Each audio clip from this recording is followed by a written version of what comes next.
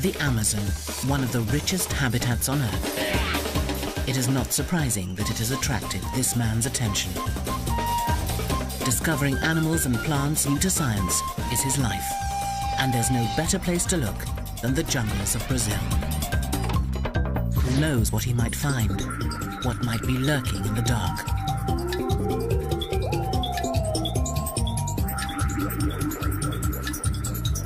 With a love of the wild and a special passion for primates, he's driven on in his search. Mark van Roosmalen never tires in his quest as the species hunter.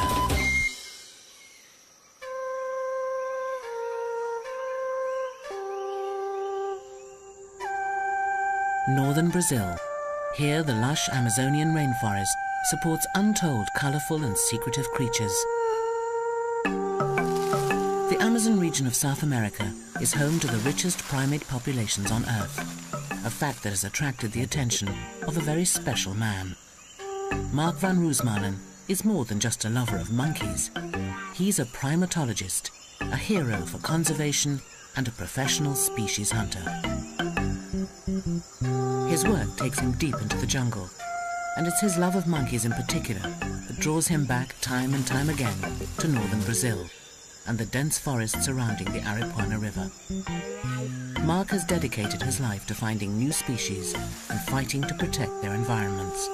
Now on board his houseboat, the Calibeia, Mark embarks on a new mission and wonders what secrets the forest still holds. It all started in 1996 when somebody delivered a little monkey at my doorstep in Manaus. And I immediately saw that it was a new species of primate, that I didn't believe before that you could find new species of primate. This little monkey, which Mark named Dwarf Marmoset in 1998 and later described as Calibeia humilis, launched a long line of new discoveries.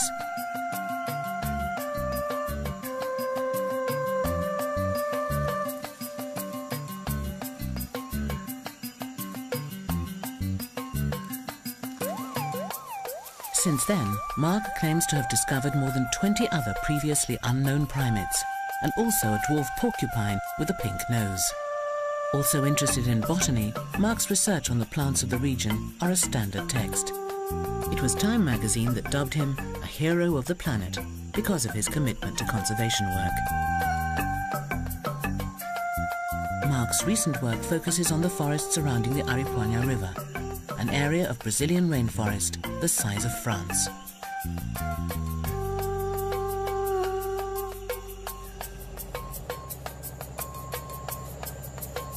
It takes a special knowledge to be able to pick out a new species from this vast sea of green. Looking for something new in this animal mecca is like looking for a needle in a biological haystack.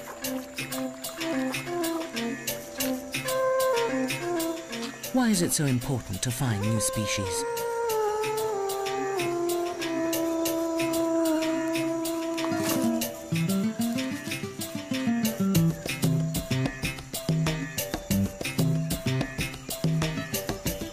New species add considerable weight to his case to have this forest declared a sanctuary. It could be argued that some of the rarer animals and plants here are protected elsewhere, making a local sanctuary unnecessary. But if Mark could show that a unique kind was found here and nowhere else, it would greatly strengthen his chances.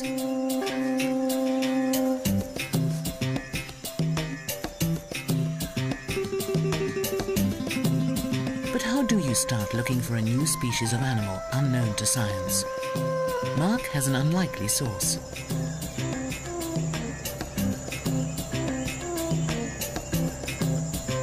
He visits some friends that he considers to be the true field scientists, the people who've lived along the Aripuana River for generations.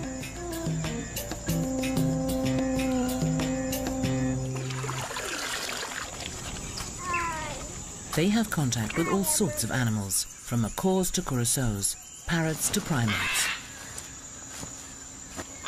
Monkeys can end up as pets, and Mark knows that one family's pet might just turn out to be the world's scientific bombshell. He regularly visits the villages or caboclos. Doña Teresa invites him to see their latest addition. It's an adolescent marmoset. Doña Teresa took care of it after its mother was killed for the pot. The monkey belongs to a species that Mark described for the first time in 2000. He called it Mico manicorensis, after the town of Manicore on the Madeira River. The marmoset probably wouldn't live long in captivity, and Doña Teresa exchanges it for a bag of beans. Mark never pays for his finds. He doesn't want animals captured deliberately. So that's exactly the way how I get all the monkeys. Because these local people live on subsistence hunting, so they kill the mothers, and if they have dependent babies, they keep them like this one.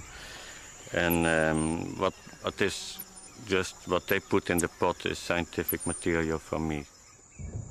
Not only are the animals saved from a cramped and uncertain future, but they could help Mark get protection for animals so rare that they're completely unknown to the outside world.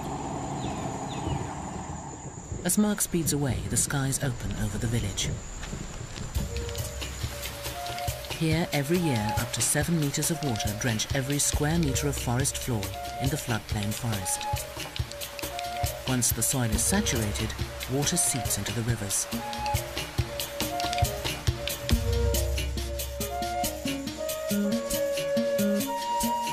In some places, the water levels swell seasonally by over 10 meters, leaving nothing but the canopy stretching beyond the water's surface.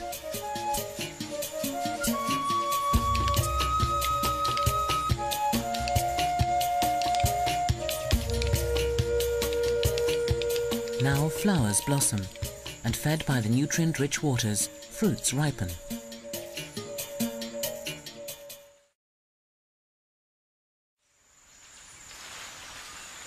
Creatures normally hidden in the depths of the forest and high up out of view descend to the floodplain to feed, making them easier to see.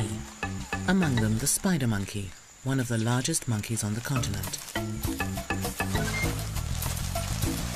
Spider monkeys are easily distinguishable. They have the longest tails in the monkey family, which are used like a fifth limb to swing through the branches.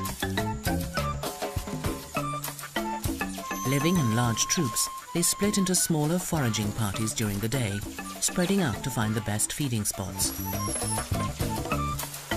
The similar-looking woolly monkey eats a more varied diet of insects and small animals, but also descends to enjoy the rich fruit bounty. With food in abundance, there's plenty of time for play. Above water, any creature would have trouble making their way through the tangle of branches. But beneath the surface, it's a different story. Released from the cramped confines of the river, fish disperse between the submerged tree trunks.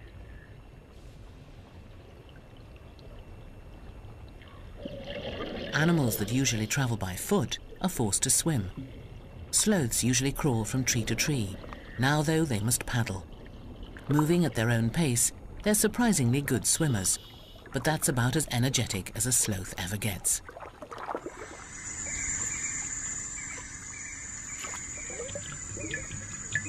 Other strange forms swim by, giants lurking in the murky water. According to legend, when sailors of old glimpsed these creatures at sea, they mistook them for mermaids. The resemblance is not very striking. These are Amazonian manatees or sea cows, one of a few species called sirenians. They look like whales, but are in fact closely related to the elephant.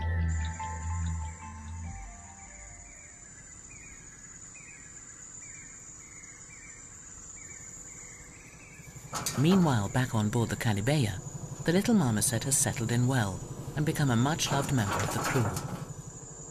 Beady-eyed, he spots a stowaway, a praying mantis, a tasty snack for the liveaboard pest control.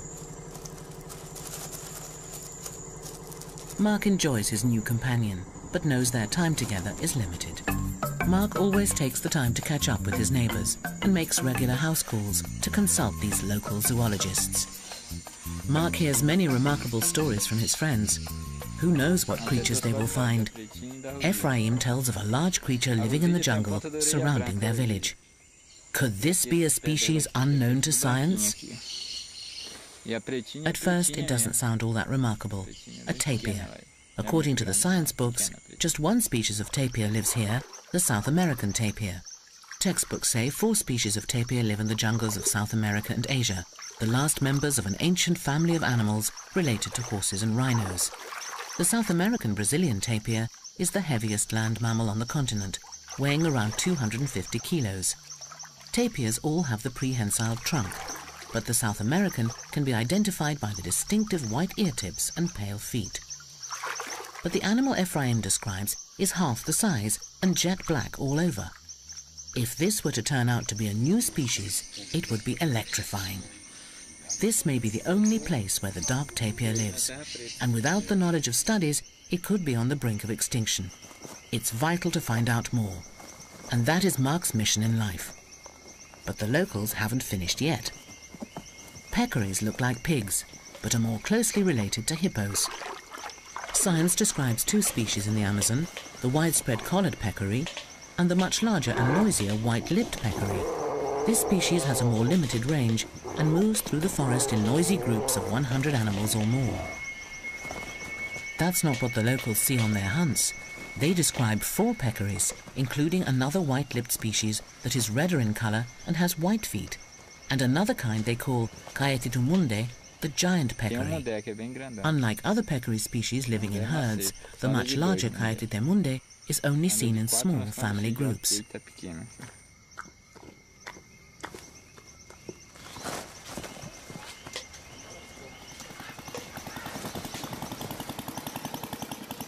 They recall hunts for this larger prey. The world of museums, biology and scientific journals means little to these men. They just want to make sure their children have enough to eat. They sometimes hunt the giant peccary. Like other members of its family, it aggressively defends itself, but an animal this size provides a lot of meat. No white collar, no white lip. Their dinner is a species completely unknown to science.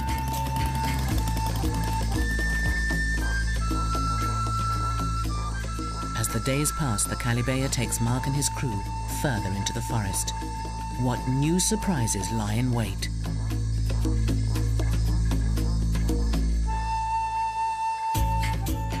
The golden morning sun reveals little sandbanks, the first signs that the floodwaters are subsiding.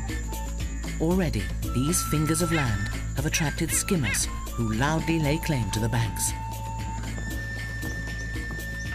One morning, Mark has some surprise visitors. The men have killed another peccary, but knew their dinner would be of interest to Mark. The meat has already gone to feed their families, but the men kept the skin and pinned it out to dry. Mark instantly notes the large size, the stiff black mane, and the absence of a white lip or white collar. This skin comes from an animal unknown to science, a giant peccary. As Mark sits with his monkey friend, he recalls a similar gift, and what may turn out to be the biggest discovery of his career. I was extremely lucky when I came to this little village on the Aripana River to do my usual interviews. And then the people told me that they just had hunted a manatee in the creek here. And then I was asking them, how many types of manatee do you know? And they said 2. And then I noticed, I was aware that this was a new species.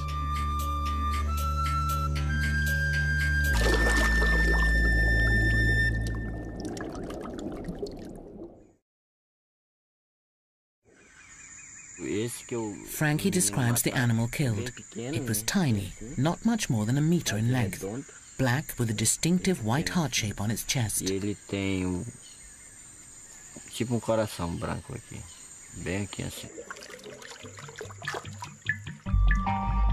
Could it really be possible that such an impressive creature has managed to go unnoticed for so long? How might the dwarf manatee compare to its larger cousins? The Amazonian manatee is a rotund animal growing close to 3 meters in length, with a broad paddle-shaped tail and a flexible whiskered muzzle. Its body is a uniform dark grey with irregular flecks of white on the underside. All known manatees have a low reproductive rate, making them especially vulnerable to the effects of hunting and habitat loss. Will stories of a dwarf manatee hold water? Or are they just another myth of the region? Mark left the village with more than just stories. Once again, the kind people of the Aripuanã let him keep the leftovers of their meal. Later, Mark is able to compare a skull of a common Amazonian manatee with his new treasure, the skull and jawbone of what he believes is a dwarf manatee. Although similar in appearance, there are finer details that tell them apart. So the most striking differences are the long elongated snout of the common one, and the small one has a very short trunk. Another striking difference is the brain case size.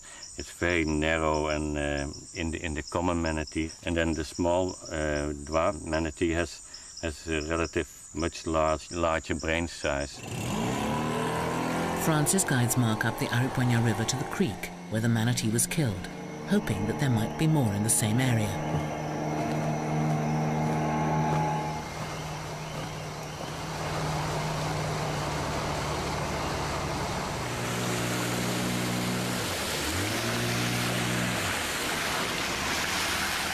They spot one of the Amazon's oldest inhabitants.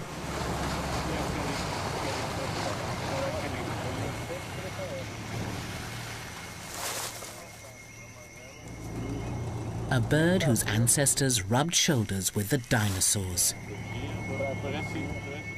The Hoatzin.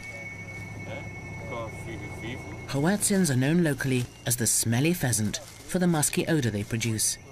But these birds are a biological wonder, a visual aid to the process of evolution. The chicks still have prehistoric features, including claws on their wings, just like Archaeopteryx, considered widely to be the first bird. They use the claws to scramble through the branches in the flooded forest. The claws disappear before adulthood.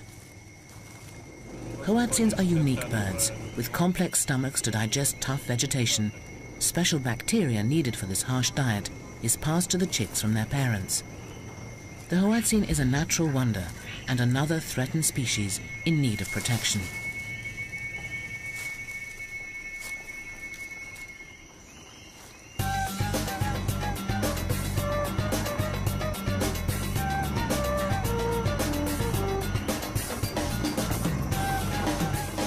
Francis directs Mark into the Arawatzino, a tributary some 40 kilometers long.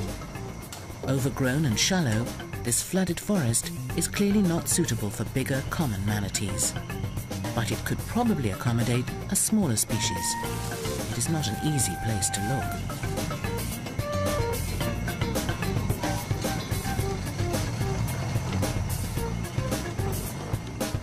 As a primatologist, Mark never stops scouring the treetops for monkeys. He spots one of the smaller residents of the canopy, a squirrel monkey. I learned from the monkeys how to survive in the forest and what you can eat and what you can't eat by observing them. They taught me how to make a living without killing any animal. Mark has become a vegetarian, mimicking the monkeys' fruity diets. Charismatic squirrel monkeys are among the monkey man's favorite subjects. The creek narrows with fallen trees forming barricades, but there is clearly lots of leaf matter. Could this be the food of the dwarf manatee? Deadwood lies across their path, but Mark won't allow such minor obstacles to get in his way.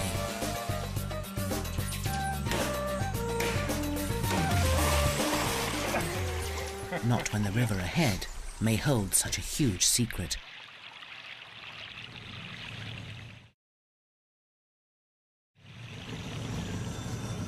As the search for a new species continues, Mark hears a song that is music to his ears, the duet of titty monkeys.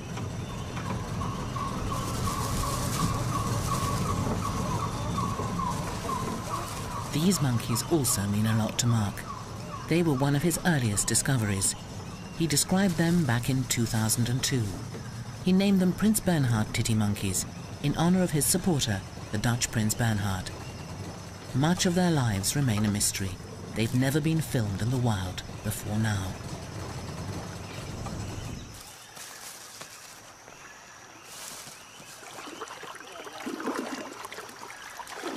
the end of the road. But at least Mark has samples of the dwarf manatee's food. This is about the farthest we can get after all these logs over the river. But I'm happy to have seen the habitat of the dwarf manatee, because the local people in Francis, they say that the dwarf manatee is feeding mainly on these two species of Eliocharis grass. If this is true, it would make the dwarf manatee differ in its feeding behavior from its larger cousin. The Amazon manatee feeds at the surface on floating plants. It seems that the new species may be a bottom feeder.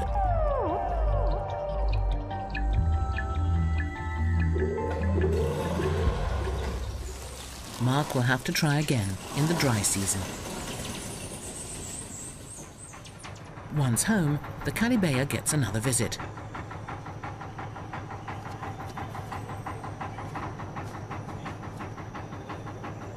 The unusual watchman announces their arrival.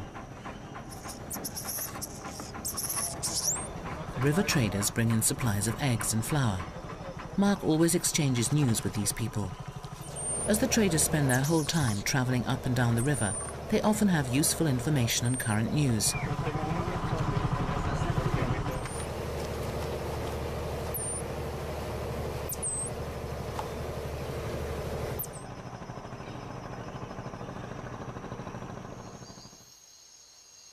September sees a change in the weather. The huge floodwaters finally subside, revealing the forest floor once more. The Calibeya's progress has slowed to negotiate newly emerging sandbanks.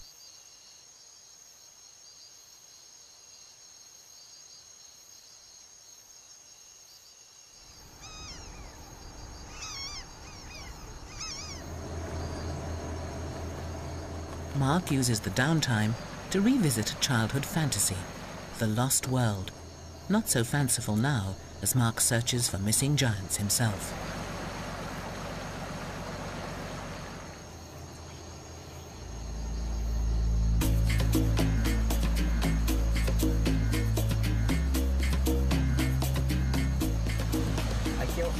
Calibeya's captain weaves her slowly through treacherous sandbanks, some of which he can barely see below the surface.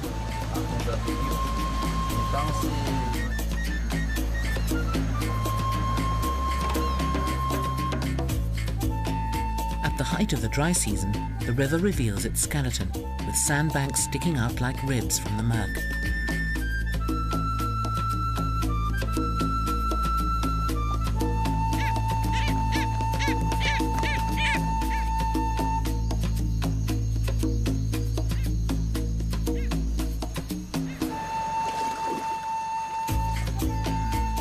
Ground-nesting birds, such as nightjars, crouch on their nests to prevent the sun hard-boiling their eggs.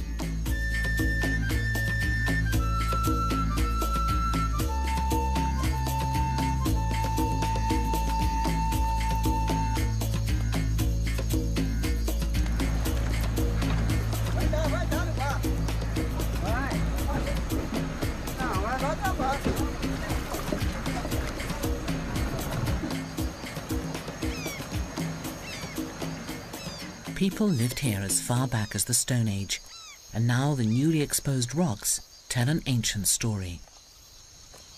Here the Stone Age Indians clearly depicted a manatee. Here's the tail of the manatee, and here's the head. And I consider this a good omen in the search for the dwarf manatee. Maybe they depicted the dwarf manatee. I hope so. This is one of the nicest engravings here. It's of a dolphin. It's a long elongated snout and a high forehead. Unlike other dolphins, pink river dolphins or botos can turn their necks because the vertebrae have not fused. When the forest floods, botos twist through the tree trunks. They have long tooth-lined beaks and in the murky waters of the Amazon have lost the need for sight. Their tiny eyes give them a prehistoric appearance. The dolphins use sophisticated internal sonar to avoid collision in the gloom.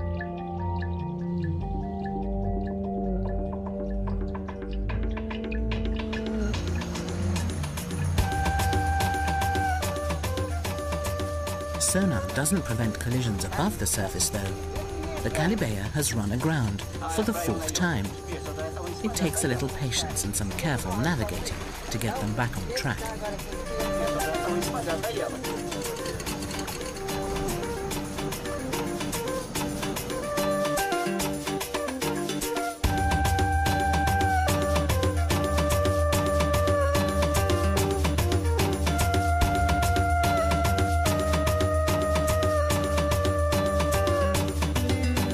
Finally, the ship reaches the Arabazino Creek. Home, Mark believes, to the dwarf manatee. It snakes back into the heart of the mysterious rainforest. Could secret creatures live here, hidden from human eyes?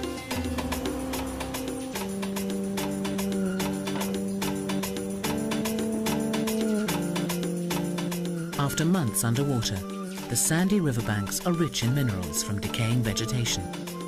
Butterflies flock to lick up the nutritious cocktail.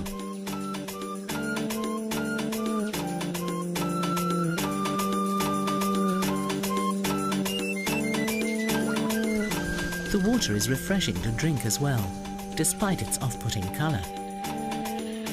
Mark is anxious to press on in his search for the dwarf manatee. A find this size could draw international attention to the region, perhaps creating pressure to give it official protection, saving not only a new species, but protecting the habitat of the monkeys that Mark so loves. With that fresh inspiration, he presses on in his search. Francis joins him again, along with his brother Ephraim. Logs and branches clog up the creek.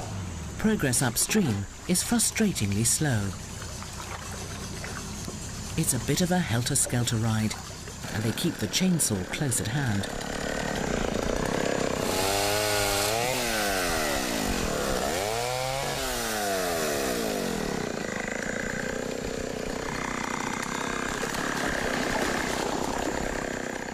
This is dangerous work.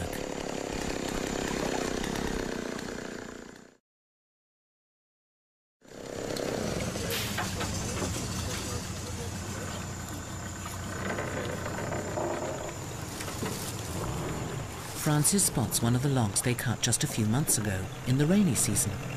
It shows just how far the water level has dropped, some 4 or 5 meters.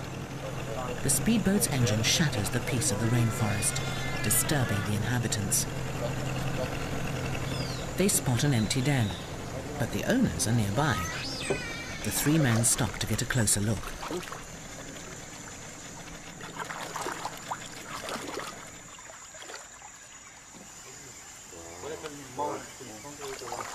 Giant otters, the largest members of the ferret family, agile fish eaters at nearly 2 meters long. Mark decides to take a dip.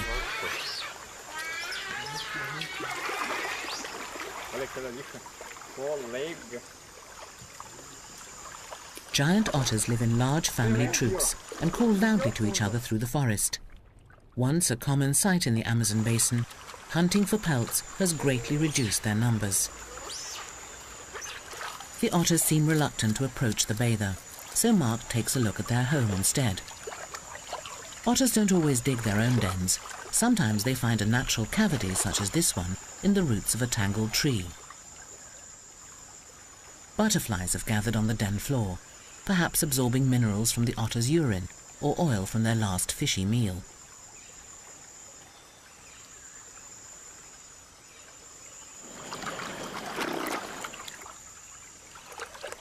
Other traces of the feast remain. Large scales, perhaps from the jaraki fish, one of their favorite fish prey. It's a welcome interlude and a reminder of the rare and important species of the region and the need for their protection. The search must continue.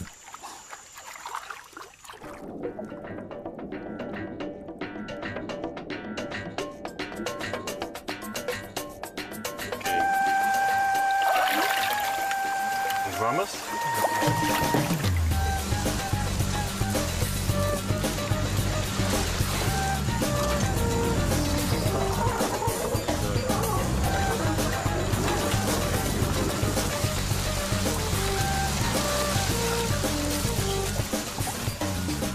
have to be pretty fit to hunt for manatee in the Aripuanã River.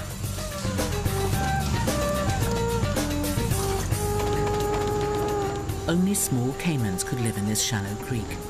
The spectacled caiman grows to just over 2 meters, but unlike its relative the black caiman, it's unlikely to attack humans.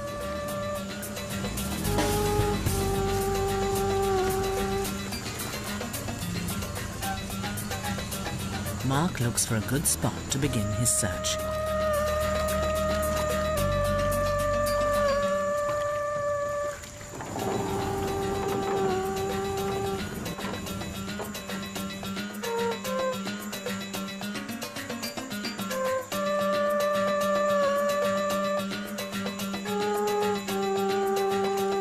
With a likely-looking area selected, the men string a net across the river.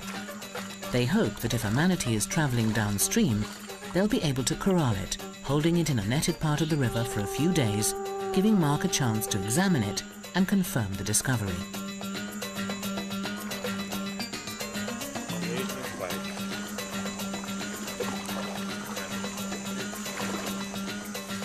While the trap settles into the river, Mark, ever inquisitive, takes a stroll.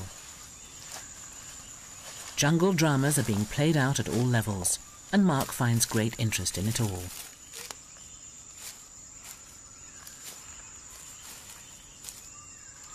From the animals to the plants on which they live, he even spots a new species that he found just a few months before. Here's the flower of Gustavia. So this represents a new species. It's amazing because it has the biggest fruit in the genus. It has the most spectacular white, distinct flower in the genus. And then it's representing a new species. Yet another new species.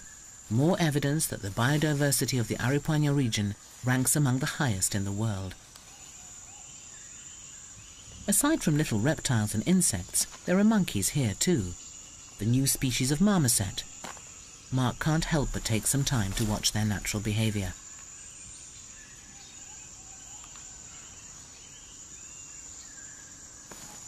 Like most marmosets, this new species appears to live in close-knit family groups, each defending a territory of their own. He hopes soon to return his captive friend to a wild group like this. At the moment, the little monkey's a bit young to stand its ground with a wild pack, but the time will come soon enough. The word marmoset comes from the French for grotesque, but the squirrel-like monkeys have won Mark's heart.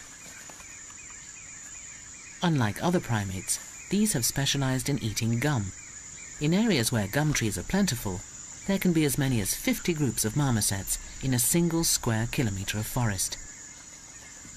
There are much larger animals in the area too.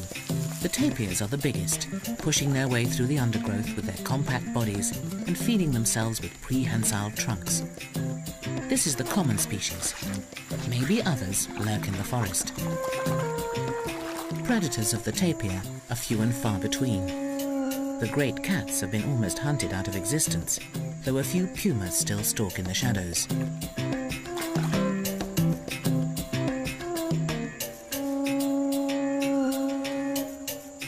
This is the same kind of mountain lion that ranges from Florida to Patagonia. Unlike many cats, these jungle dwellers are quite unafraid of water.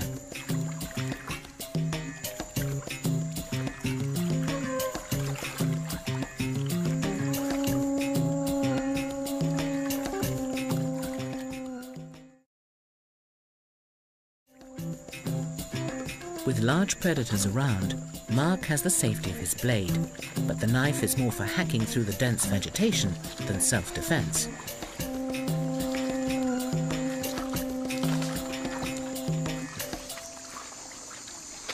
We set the second fence about 1.5 kilometers upstream, but we saw a place where they recently had browsed the Eleocharis grass. Francis tells Mark how the dwarf manatee feeds. So, in July he saw from a distance that a manatee was feeding on a place like this. They have a sloppy way of browsing. They're eating, but then lots of grass stems float and they don't go into the mouth. By contrast, the larger manatee doesn't eat the grass. It's a surface feeder, preferring larger aquatic plants like water hyacinth. This adds weight to Mark's idea that the smaller dwarf manatee is a bottom feeder. How much food would it need, and what size of territory would it require? The Amazon manatee eats 10 to 15 kilos a day and spends up to 8 hours feeding. They migrate with the rains and are capable of fasting for up to 200 days during periods of drought. Could this provide a model for the ecology of the new species? The men plan to spend several nights in the forest. The forest provides their evening menu.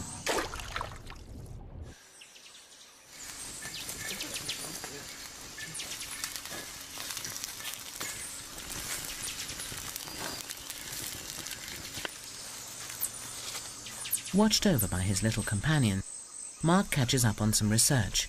It's important for him to keep up to date with developments in the scientific community.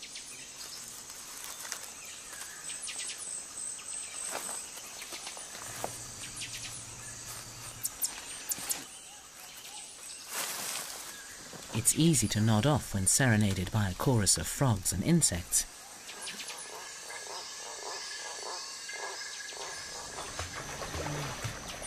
Early morning, and the search begins in earnest.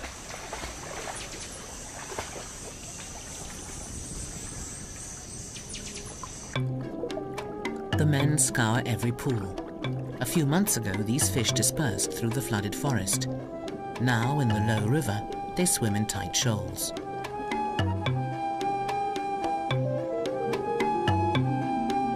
The men keep an eye out for hidden dangers.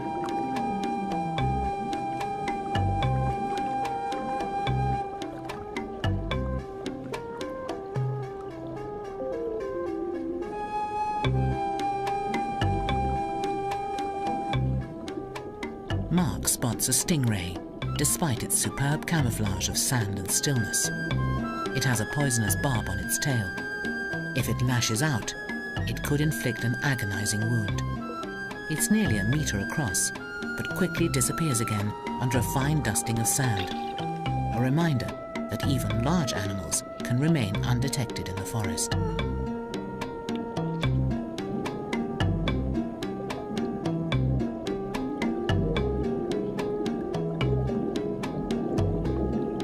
A kilometer and a half later, they reach the downstream net, but hours in the water have taken their toll.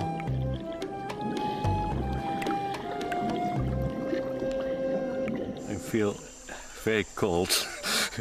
I'm totally undercooled, and it shows how you can almost freeze to death in the rainforest. After 1.5 hours diving and looking under the logs and under the deep pools, we didn't find any manatee. But we have good hopes that tomorrow we go another few kilometers upstream. The men dismantle the lowest net and set up again further upstream. They work in this way for 1 week, covering some 12 kilometers of river. On one trek through the Iguapu, they discover signs of another large animal, the biggest feline predator in the Amazonian jungle. And it has recently sharpened its claws.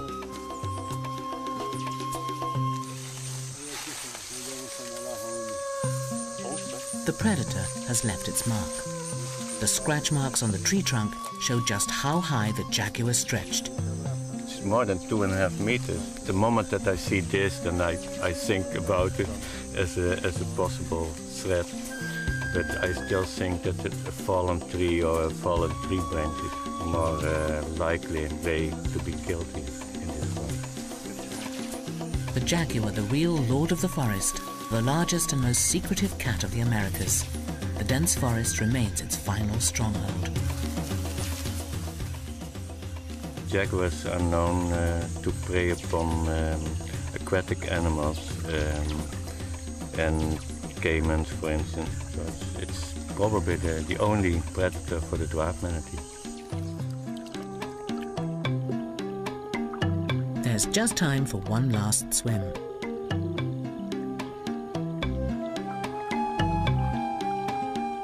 Plenty of small caimans, but no dwarf manatees.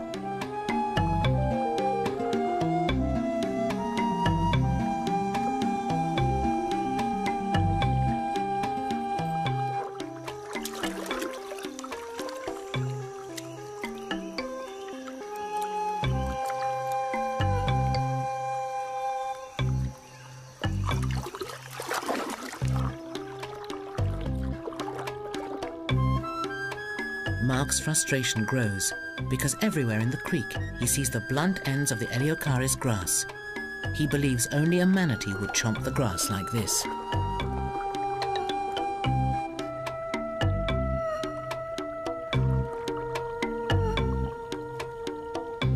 He finds a Stone Age carving of a manatee. Why else would ancient Indians depict a manatee in this small creek unless they'd seen them here?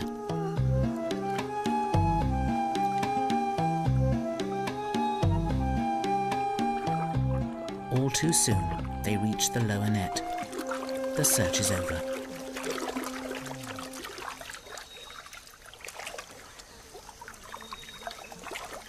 No luck this time. No manatees in this stretch of the river.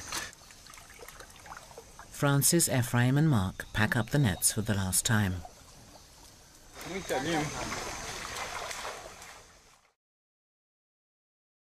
The mission is over for the time being.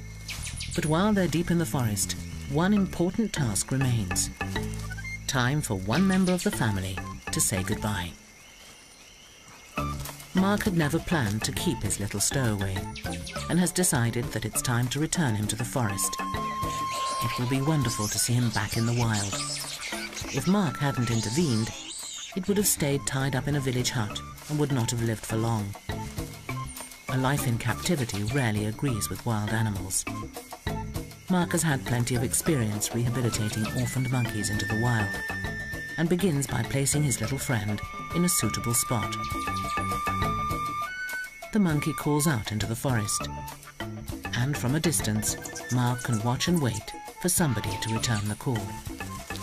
And he doesn't have to wait long. From past experience, Mark knows that if released near a wild group, this animal will be fine.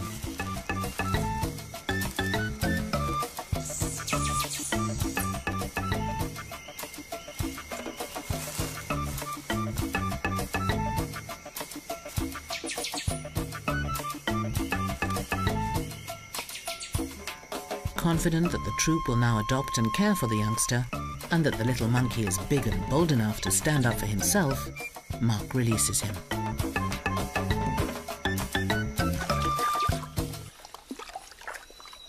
It's time to leave the forest and its secrets behind. A little disappointed that they haven't found the manatee, but renewed by the wealth of other wildlife in this region. The river may not have yielded a new manatee, but it seems the forest won't let his efforts go unrewarded.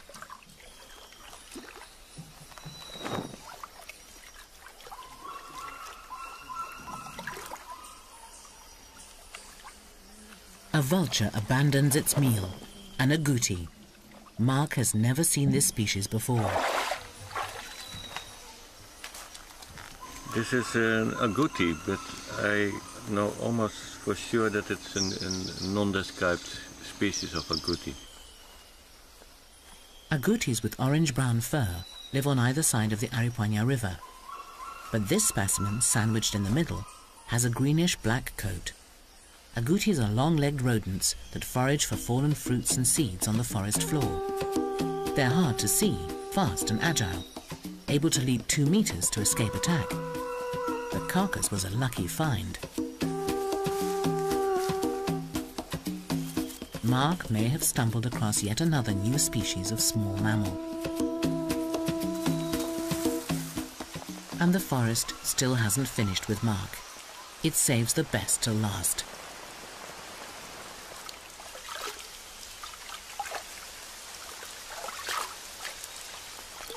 A light shower forces the men to rest for a day. Francis and Ephraim tell Mark of a nearby wallow, which they believe will attract animals from the forest.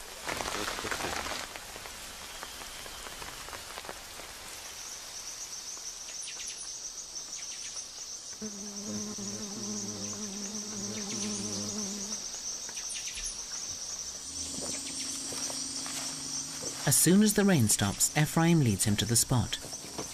These forest people are skilled trackers, a necessity when you're making your living from the rainforest.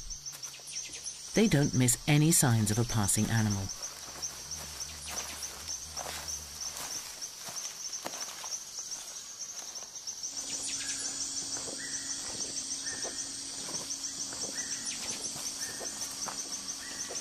Among the fresh prints, Ephraim notices something that sends a shiver down Mark's spine.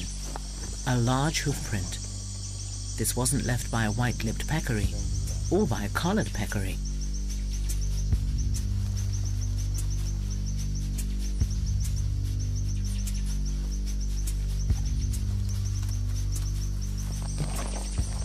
Mark immediately builds a viewing platform, determined not to miss the opportunity of seeing this creature never seen in the flesh before. The peccary, known to hunters, yet still unknown to science.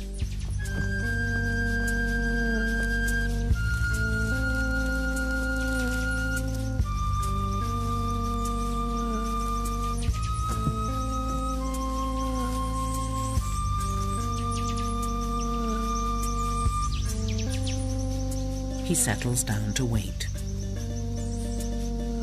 And wait. And wait. There's plenty to see, but no sign of the peccary.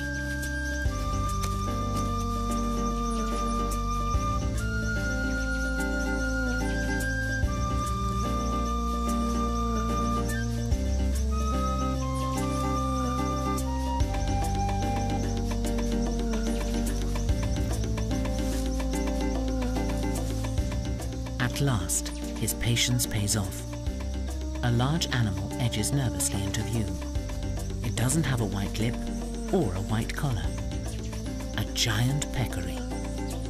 It has a stiff black mane, like the skin the hunters gave Mark. It has never been seen by a scientist before, and certainly never filmed. It lives in a small family group, confirming the observations just as the local people described it. Altogether, there are 4, 2 adults and 2 youngsters. Mark, utterly thrilled, takes in every detail. Not only does he get the chance to examine a living animal, but it's being filmed for the first time. Typically for peccaries, the animals are wary. Being one of the larger prey species, they're a favorite meal of jaguars and other larger predators, including man. Then, just minutes after they arrived, the giant peccaries begin to move on.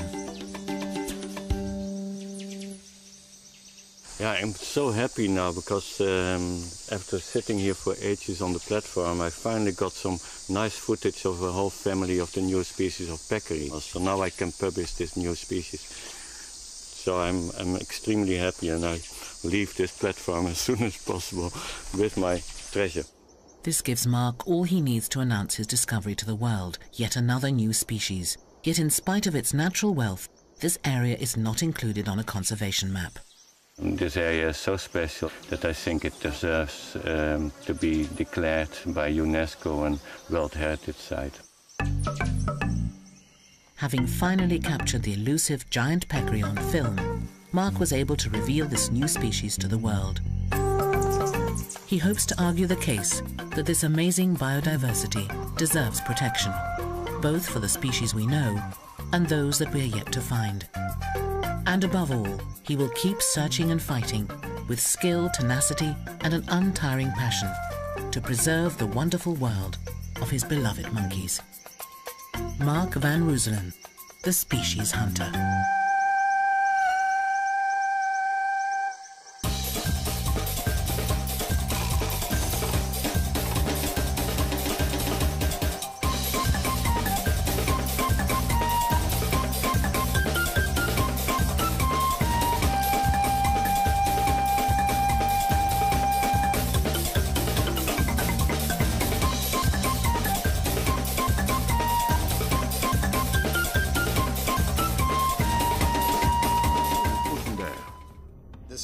Leurs yeux sont sensibles à la lumière polarisée. Ils voient dans le noir le plus total. Les calamars géants se déplacent en expulsant violemment l'eau à travers un entonnoir musculeux. Ce sont des animaux extrêmement rapides. Comment les cachalots font-ils pour les attraper? La caméra nous permettra peut-être de le découvrir. L'idée, c'est de placer cette caméra de manière à voir au-dessus de la tête de l'animal.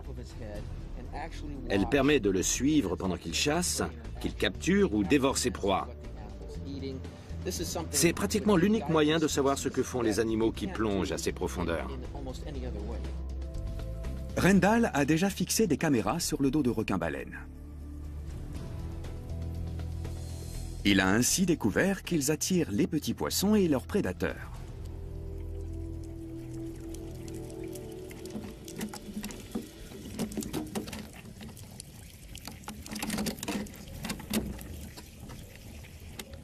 La caméra est un concentré de technologie. Elle est équipée d'une diode électroluminescente et d'un hydrophone. Comment on fait pour l'arrimer sur le cachalot? Les calamars géants utilisent des ventouses pour saisir leurs proies et les attraper. On utilise nous aussi des sortes de ventouses pour attacher notre matériel. C'est un peu l'arroseur arrosé. On va la coller sur notre proie. Oui. Cette approche n'a que des avantages. On obtient les données voulues sans blesser l'animal. Pour approcher les cétacés, il faut s'avancer en canot à moteur. En général, ils se déplacent en groupe. Il suffit d'en apercevoir un pour localiser tout un clan. 5 degrés à tribord, à 300 mètres. La ventouse et la caméra sont reliées par un câble. Elles sont fixées au bout d'une perche en fibre de carbone de 8 mètres de long. Ryan et Rendal vont guider la perche. Diane manœuvre le canot et Willem surveille la force d'aspiration de la ventouse. Il y en a 3 qui viennent de plonger. En voilà un, regardez ça. Lequel est le plus proche? L'équipe est tendue. Comment les cachalots vont-ils réagir?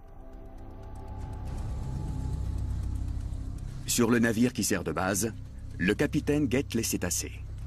On a vu un cachalot émerger tout près, à tribord. En général, les cachalots restent 8 minutes en surface entre deux plongées. On va s'approcher doucement pour qu'ils s'habituent à nous, les suivre et puis tenter notre chance.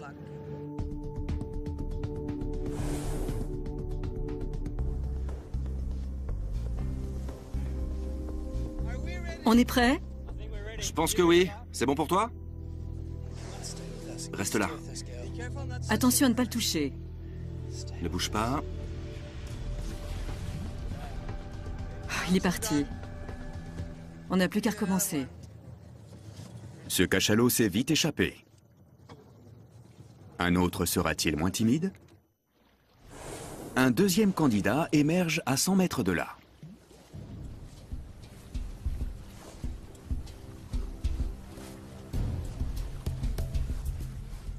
On est prêt? Ne bouge pas. Reste avec nous. Reste avec nous. On peut y aller. Ne bouge pas. Vas-y vite, vite, vite!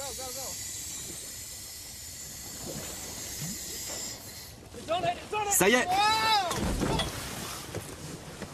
Ça va? Ouais.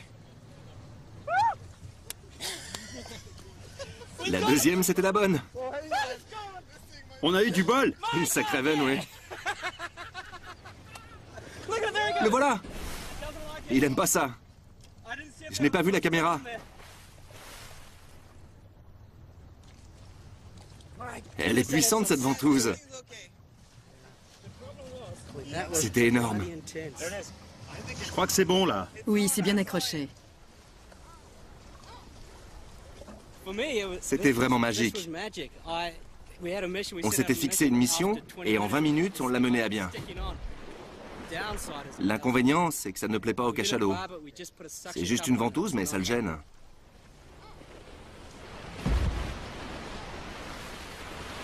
Oui, c'était un sacré stress.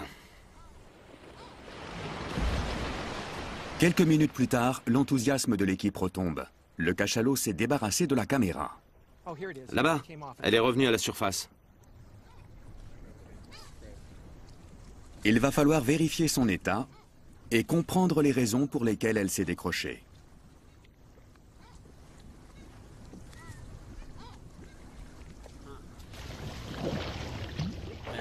Il faut revenir à bord pour vérifier que la ventouse fonctionne.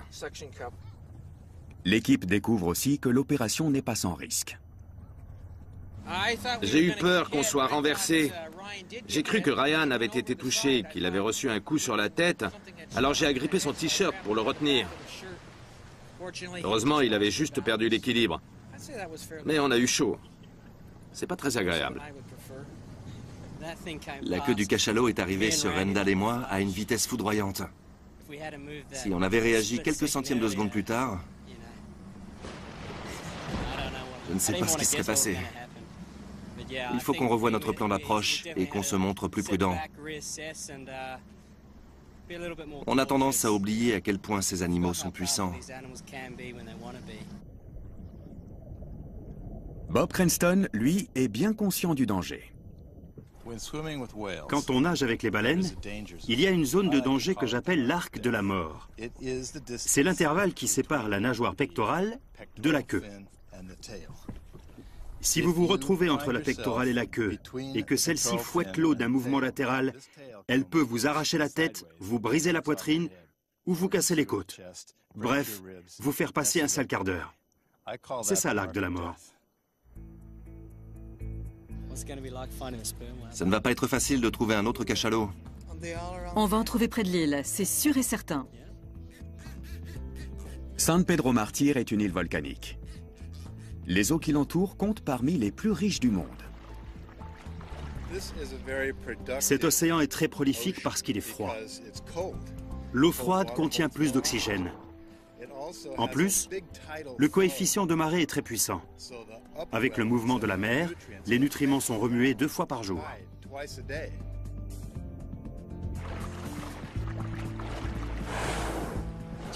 C'est un endroit unique.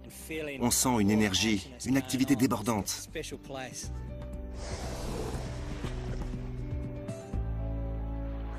Le golfe de Californie abrite au moins 20 espèces de baleines et de dauphins. On peut y apercevoir de grands bancs de globicéphales ou baleines pilotes. Les baleines bleues et les baleines grises viennent se reproduire ici. Et les dauphins pullulent. Une aubaine pour les spécialistes des mammifères marins. Diane passe énormément de temps en mer. Elle cherche à comprendre la place des baleines dans cet écosystème. Ce sont des animaux gigantesques, mais on peut les approcher de très près. Ils tolèrent votre présence. Il est là, juste là. Vous le voyez ? Regardez, on voit sa mâchoire inférieure. Elle est toute blanche. Il nous a aperçus à la dernière minute. Il a tourné et il a plongé, comme un gentil géant. On sait très peu de choses sur eux. La moindre découverte est un événement. Les cachalots sont très nombreux dans le golfe, plus d'1 millier. Mais pourquoi ? Il y a une forte concentration de calamars géants dans cette zone. C'est sans doute pour cela qu'on trouve autant de cachalots dans le golfe.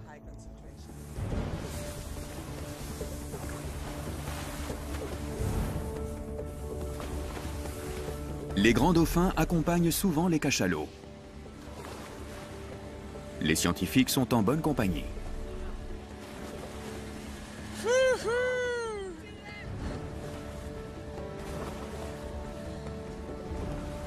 Il a fait un saut périlleux. Diane veut examiner la composition chimique de la peau des cachalots. Elle saura ainsi ce qu'ils mangent. C'est parfait là, c'est le bon moment. Les cachalots muent régulièrement.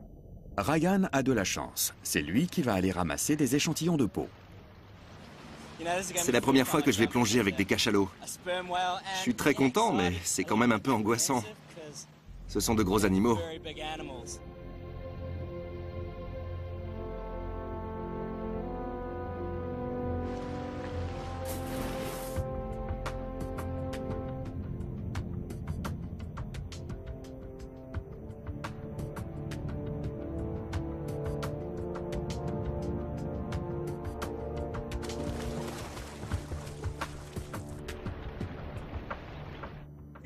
Il a un bout de peau.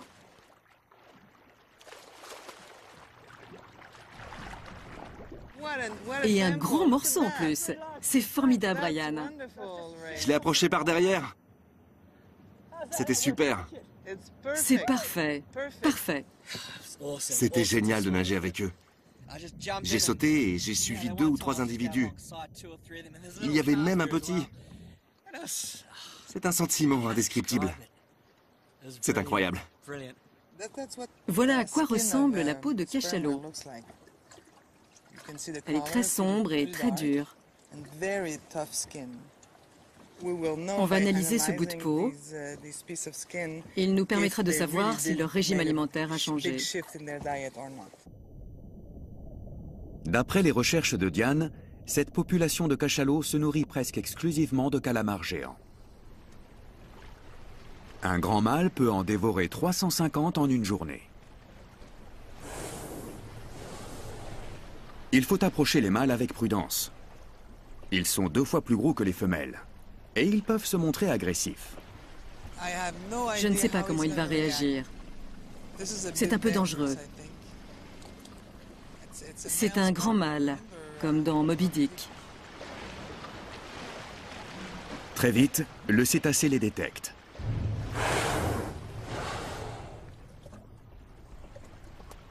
Et à la différence des candidats précédents, il n'a pas peur.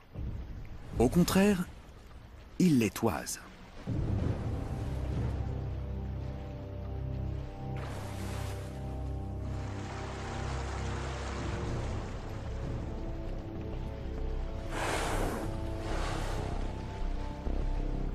Le monstre de 30 tonnes se dirige vers eux. Qu'est-ce qu'il va faire? On te regarde, c'est tout. C'est un grand individu. Il mesure plus de 20 mètres de long.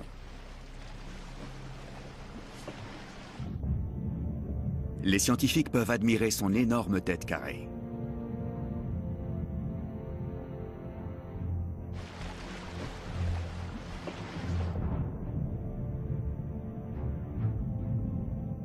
La peau des cachalots est très caractéristique. Elle est ridée. Il s'éloigne. Il était simplement curieux. Il est parti.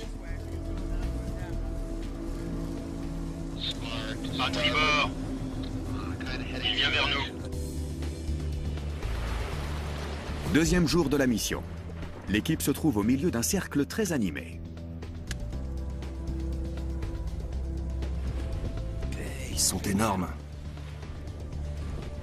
Il y en a 3, là, là et derrière.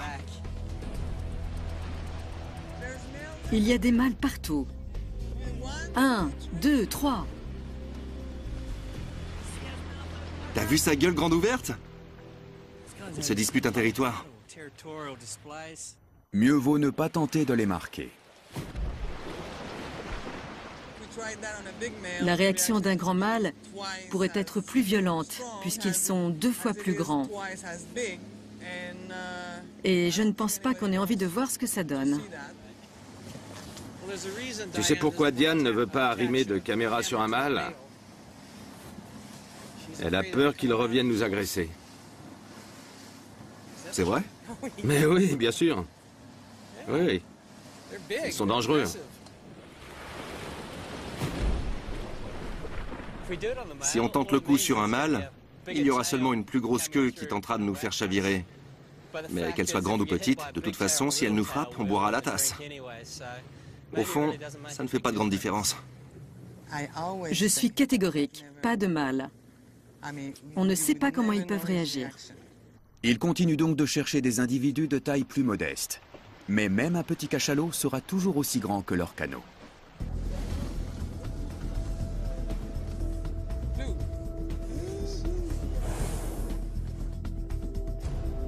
Tu es prêt? Prêt.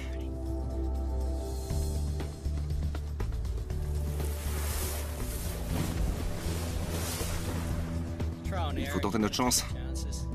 On a loupé notre coup. On y retourne. On va chercher un autre groupe. Au moins, ils ne reviennent pas nous attaquer. La ventouse est moins agressive qu'un harpon, mais elle est beaucoup plus difficile à fixer au dos de l'animal. Il va plonger.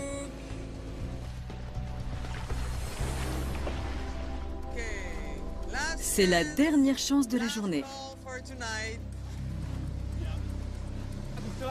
Avancez. Avancez. Attention. On réessayera demain. Le lendemain matin, la mer est calme. Une femelle se repose à la surface. Et elle n'est pas seule. Il y a un petit. Super. La mère se prépare à plonger.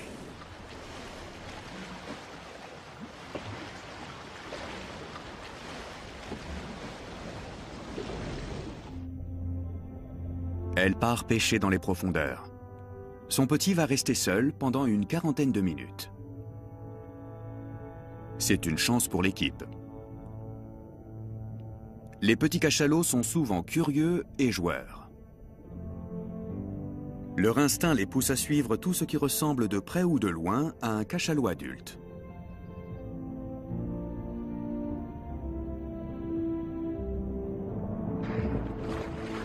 Ce petit pèse déjà 1 tonne et mesure 4 mètres de long. Il passe ses journées à respirer, téter et suivre sa mère.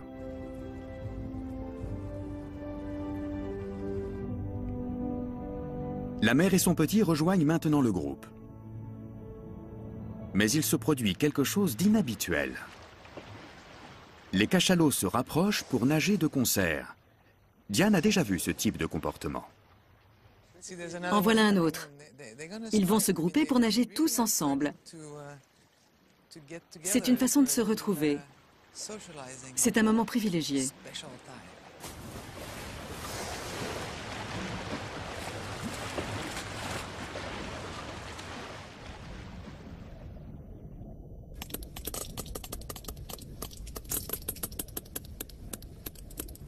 Les cachalots semblent apprécier ce contact étroit. Ils roulent les uns sur les autres. C'est un véritable concert de clics. L'un de ces sons s'appelle coda. Ce sont des séquences de 3 à 20 clics. Ils servent à communiquer avec les autres membres du groupe. Un cachalot entend un son et le répète aussitôt.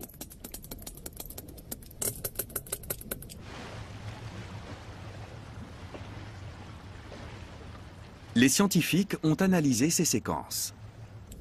Ils ont découvert que leur schéma correspondait à celui d'une conversation. Que se disent-ils? On l'ignore encore. Ils ont envie de jouer. Regardez-les.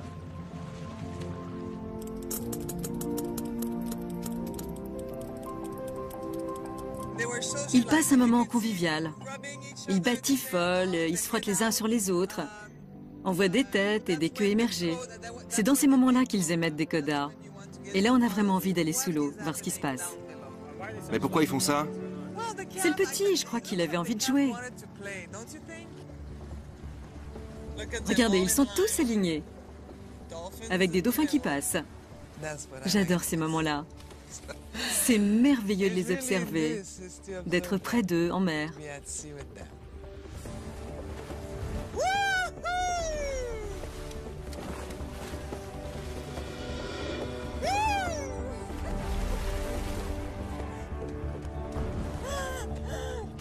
C'est le bonheur ce matin. Après 5 jours de pratique, l'équipe a mis au point une méthode d'approche efficace. Attends. Reste à trouver le bon cachalot. Plus près de la tête. Encore. Non. Allez!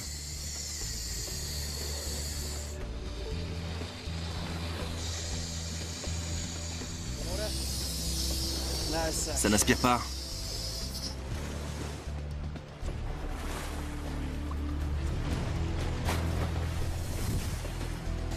Ça y est! Non, elle s'est détachée. Mince. L'équipe est fatiguée. La perche elle-même commence à montrer des signes de faiblesse. Elle est cassée.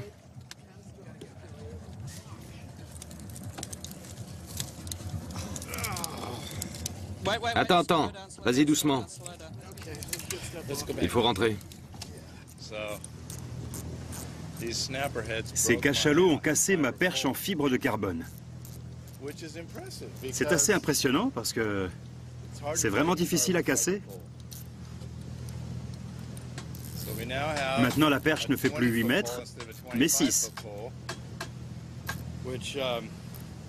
Ça veut dire que Ryan sera encore plus près de l'arc de la mort. Et il ne sait même pas ce que c'est.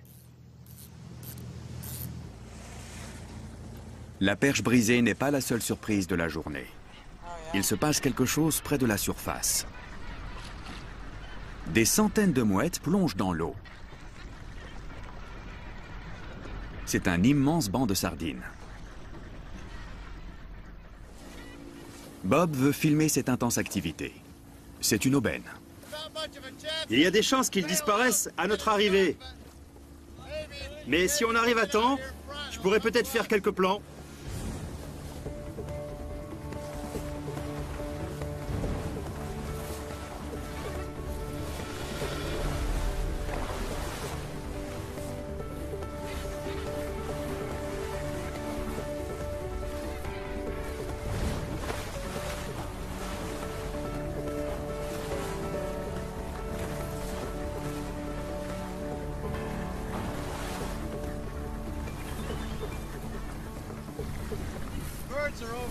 Les oiseaux sont juste au-dessus du banc.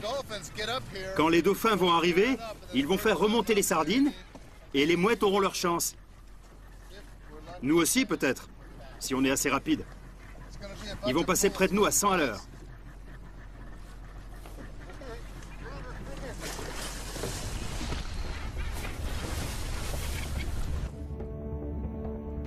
Les dauphins ont repéré les plongeurs. Ils bifurquent pour les éviter. Par ici. C'est raté encore une fois. L'un d'eux nous a regardés.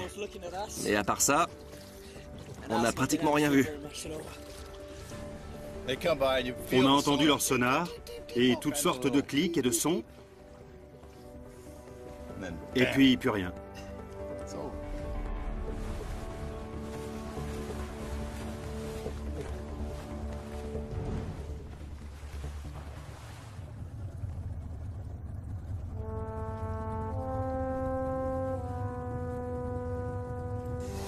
La nuit tombe.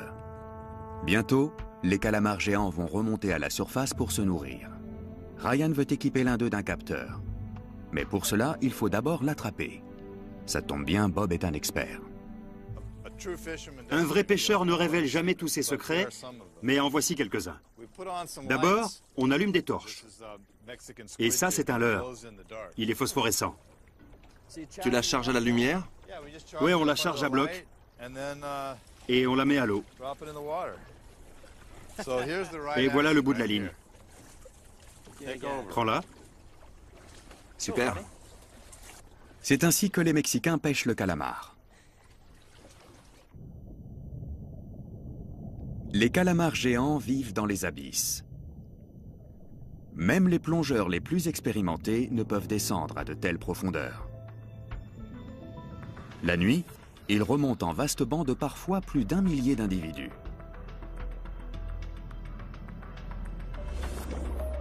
La croissance de cet animal vorace est extrêmement rapide.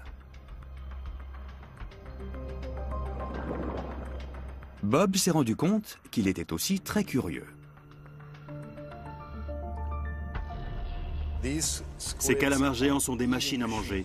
Ils dévorent des poissons ou même leurs congénères. Bref, tout ce qui leur tombe sous les tentacules.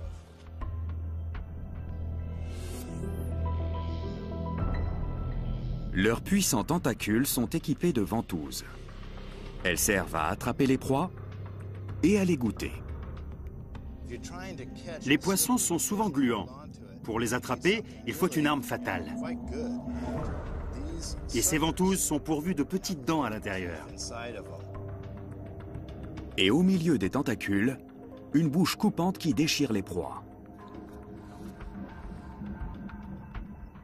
Le calamar géant a une si terrible réputation qu'on l'a surnommé le diable rouge.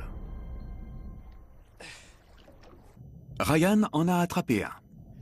C'est un monstre. Je dirais qu'il mesure bien 1,70 m. Le voilà. Regardez-moi ça! C'est dingue! Waouh! La vache! Un petit coup de main peut-être? La vache! Allez, je vais t'aider à le tenir. Pose vite ton capteur qu'on le remette à l'eau. Je vais l'accrocher là. Je fais un tour. On va savoir à quelle profondeur il va, s'il suit les mêmes schémas que le grand cachalot. Ce truc enregistre la profondeur? Profondeur, température de l'eau et position. Je tiens ça. Il est assez fragile. On va pouvoir le remettre. Je le libère. Voilà, super. On le remet à l'eau? On y va? On le soulève? Attention, t'es en train de lui déchirer la peau, là. C'est un animal très fragile. On y va.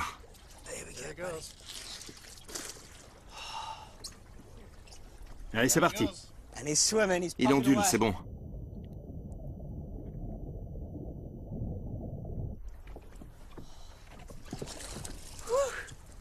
C'est fou cet animal, hein? C'est beau, hein? Quelle bête! Le calamar géant retourne tout droit vers les eaux froides des profondeurs. Il est adapté aux très hautes pressions. En surface, il est bien moins à l'aise. Ce premier succès encourage l'équipe. Elle est déterminée à marquer un cachalot. Même avec une perche raccourcie. Le canot est entouré de mâles. Chacun d'eux tente d'approcher un groupe de femelles.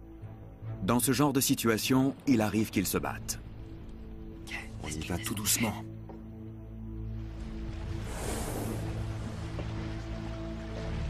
L'un des grands mâles se détourne des autres. Le canot semble l'intéresser. Tu t'approches de nous? Je ne suis pas rassurée.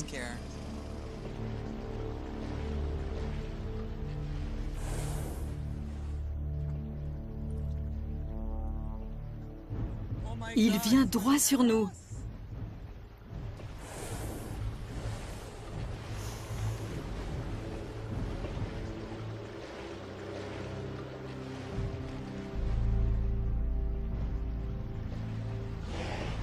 Il va passer à côté.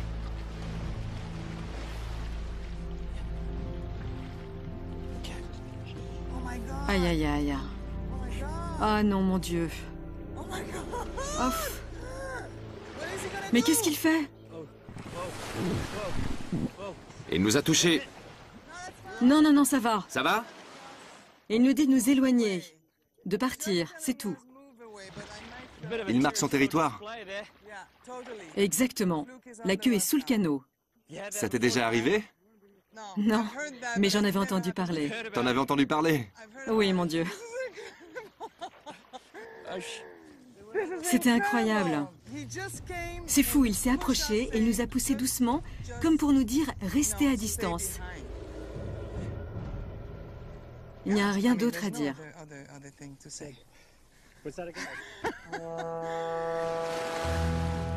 Ils l'ont échappé belle. Le grand mâle disparaît aussi vite qu'il est venu. Les scientifiques décident de chercher un autre groupe. Ils repèrent une femelle seule. Elle se repose en surface. C'est leur dernière chance. On ne va pas te faire de mal. On va juste te mettre une petite ventouse sur la tête.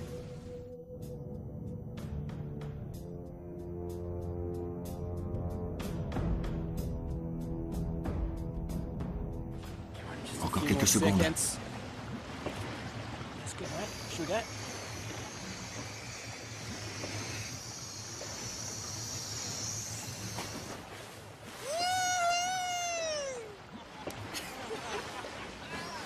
Elle n'est pas contente. Ça a super bien marché.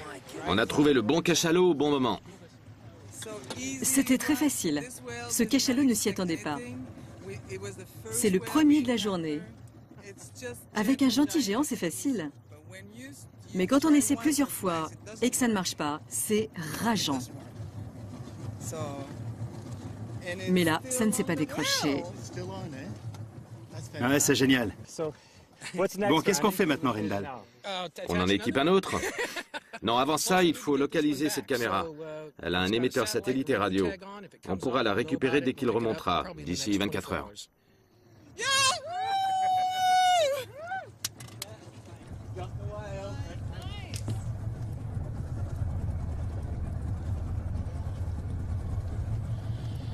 Le cachalot doit être dans les profondeurs. Rendal guette le signal radio.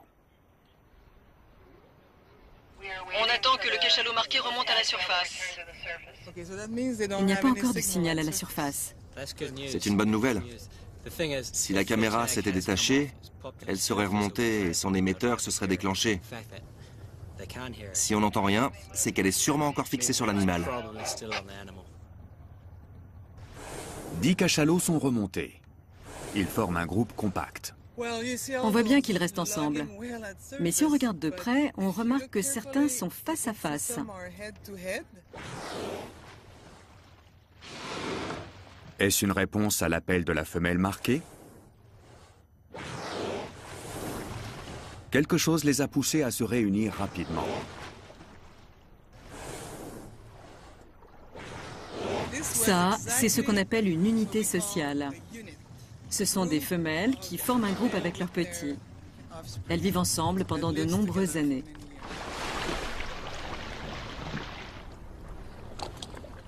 Quelques minutes avant le coucher du soleil, Diane repère la caméra.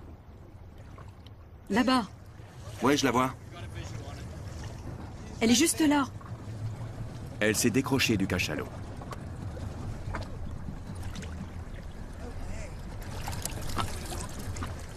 Elle est restée en place pendant 1 heure. Pour un premier essai, je suis plutôt satisfait. Quand ça marche, on est à la fois heureux et surpris.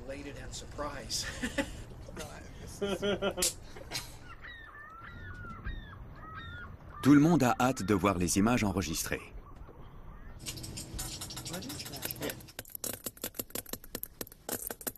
Les données indiquent que la femelle a plongé à 300 mètres. Elle s'est déplacée à une vitesse de 3 km/h. La diode illumine le plancton qu'elle a croisé en chemin. L'écran est quasiment noir. Mais l'hydrophone a enregistré une foule de sons. Une chose est sûre, ces sons sont des codas. Ce ne sont pas de simples clics. Les codas permettent aux cachalots de communiquer entre eux.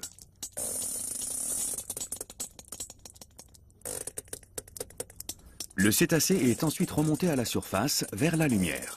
Et surprise, il n'est pas seul. Qu'est-ce que c'est? Il y a plus d'un cachalot. Regardez, il y en a un là. Ils nagent tous ensemble. Ils se tiennent très près les uns des autres. C'est magnifique. Il y en a un qui nage à l'envers. Il bouge à peine. On dirait qu'il plane. C'est bien filmé, hein. C'est fou, l'homme peut être remplacé par une ventouse. C'est incroyable. On en voit 5 dans le cadre. 6 même.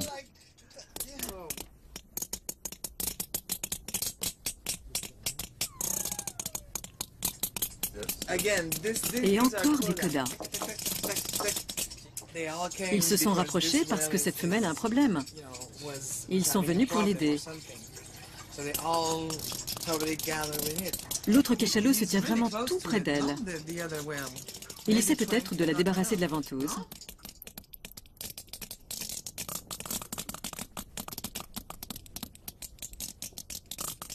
La caméra a eu le temps de filmer 1 heure.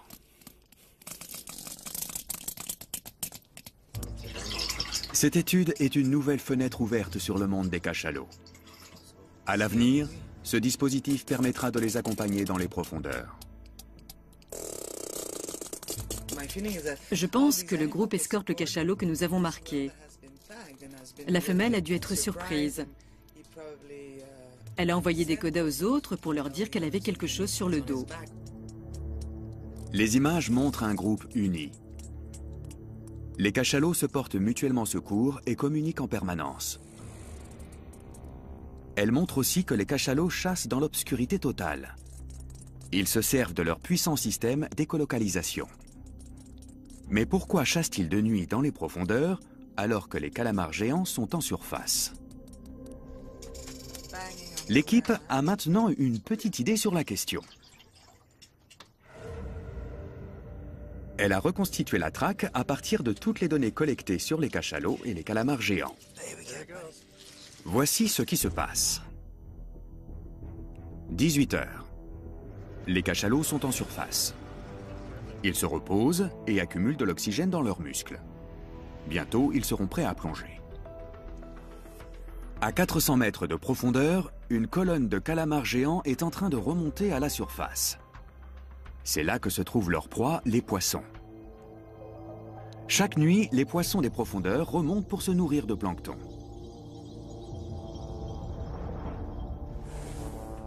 Le cachalot a passé 8 minutes en surface. Il prend sa respiration et plonge. Il descend droit vers les abysses. Il ne marque aucun arrêt en chemin.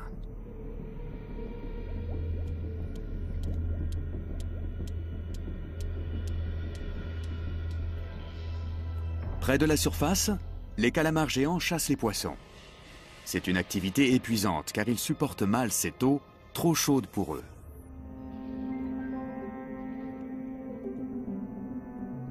Les données montrent que les calamars géants redescendent à plusieurs reprises dans les profondeurs, sans doute pour se rafraîchir. Ils reprennent des forces avant une nouvelle incursion à la surface. C'est là que les cachalots les attendent. Les capteurs montrent qu'ils patrouillent dans cette zone à 400 mètres de profondeur. Ici, le taux d'oxygène est extrêmement bas. Il n'est que de 10% par rapport à la surface. Et c'est un problème pour les calamars géants.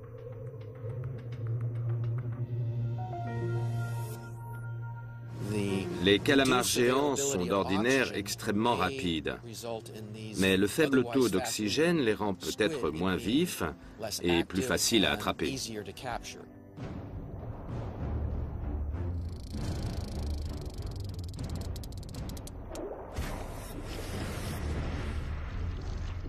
Les cachalots s'attaquent donc à eux quand ils sont les plus vulnérables.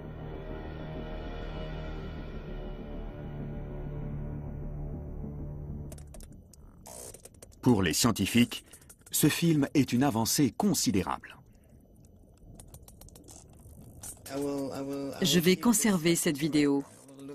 Je vais la regarder encore et encore. Je suis bluffé par ce qu'on a recueilli. Je ne m'attendais pas à voir autant de choses.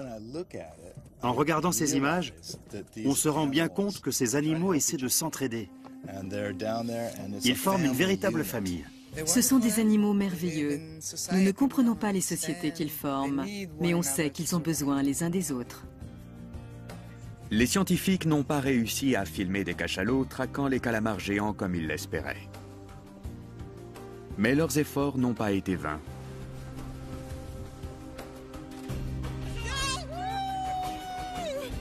Leurs images sous-marines témoignent de l'incroyable solidarité de ces grands mammifères.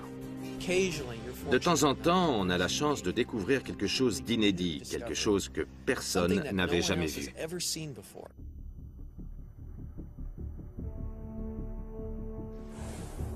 Un jour, peut-être, des caméras parviendront enfin à filmer cet incroyable combat abyssal entre cachalots et calamars géants. Mais pour l'instant, son déroulement demeure un mystère.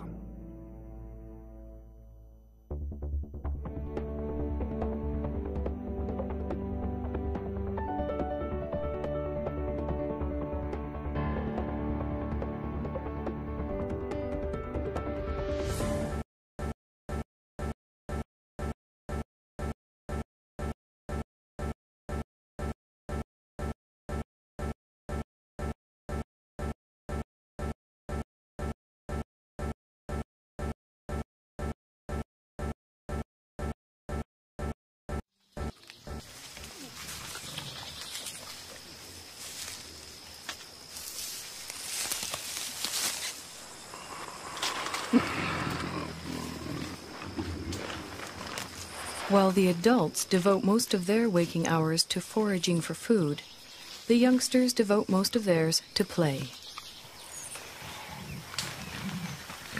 Park guards have named this 3-year-old Nzeli.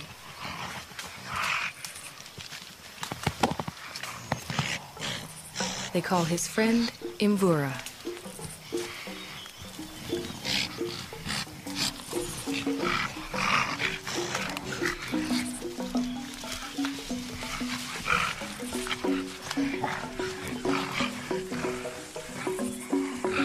At 8 years, Karira is a bit of a bully. Washushwe is only 4.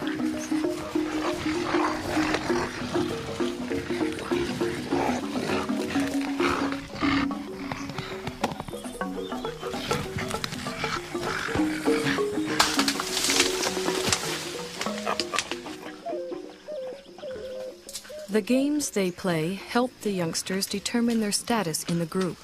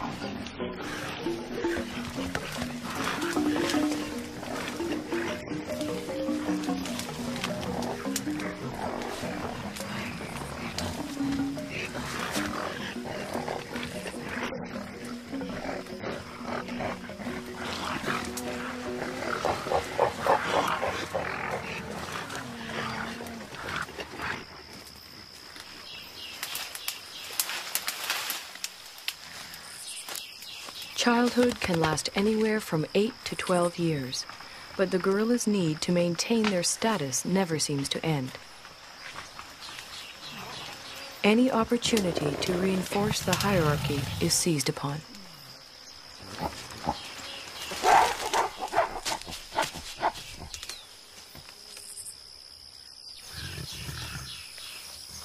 Then comes young adulthood.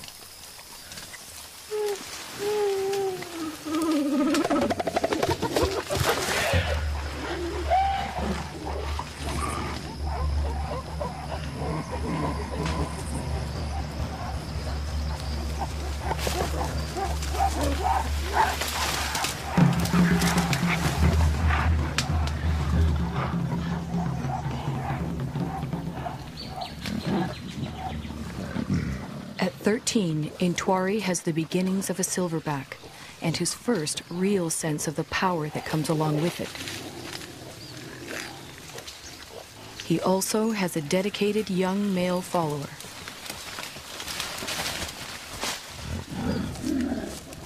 But what Intwari really wants is the attention and allegiance of the females in the group.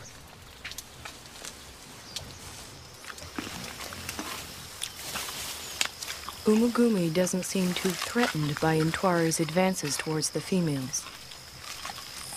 Well over 400 pounds, the dominant male silverback could easily discipline the younger one, or throw him out of the group altogether. For now, Umugumi seems content to focus on the local vegetation, of which he eats some 50 pounds a day.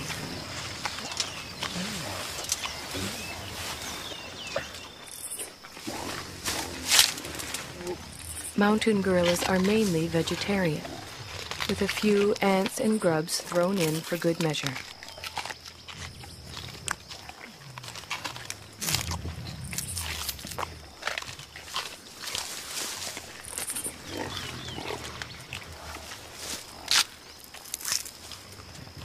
Their staple diet includes a bitter, stinging mixture of thistles, nettles, goosegrass, bamboo, and wild celery.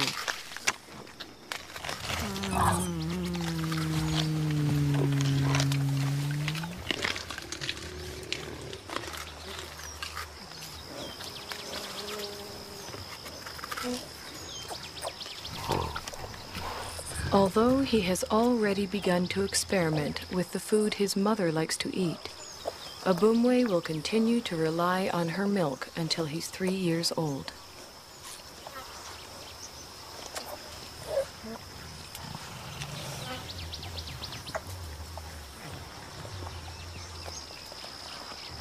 By the time he's 4, Abumwe will be strong enough to forage on his own.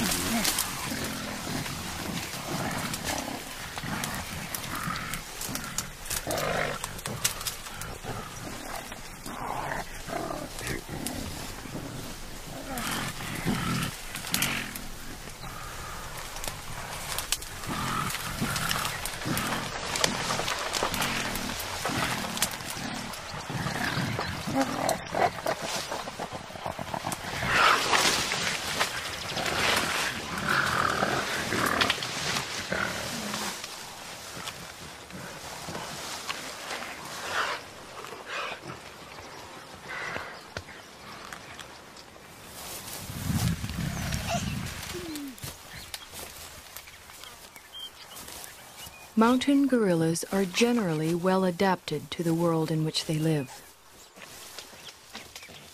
But however idyllic their home may appear, for the youngsters in the group, the mountains hold many perils. Many newborns simply don't survive.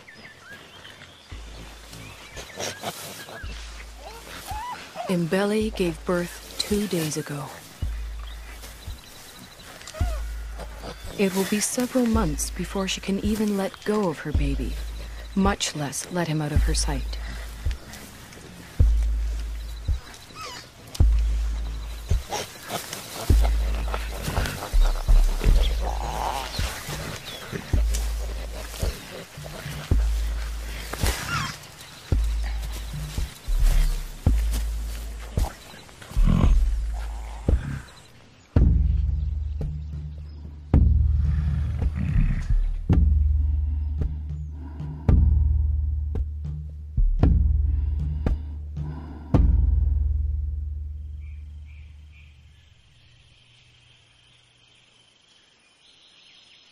The mountain gorillas are more vulnerable than they know.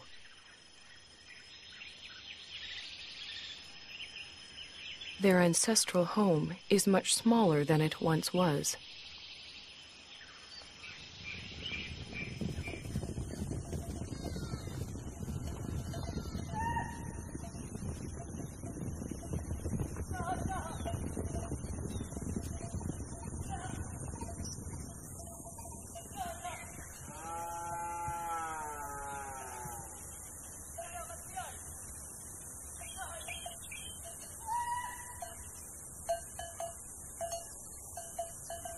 All around them, human activity is increasing.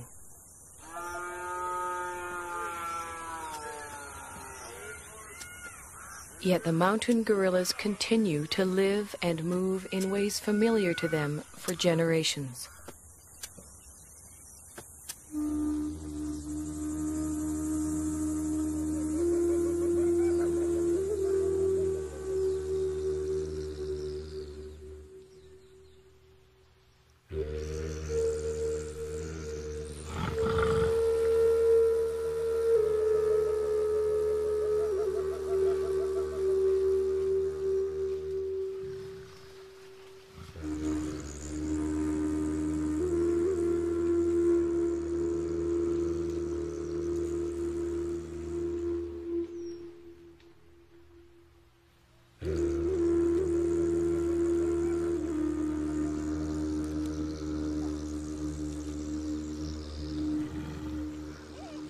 They do not distinguish between thistles and meadows that are inside the park and thistles and meadows that are outside it.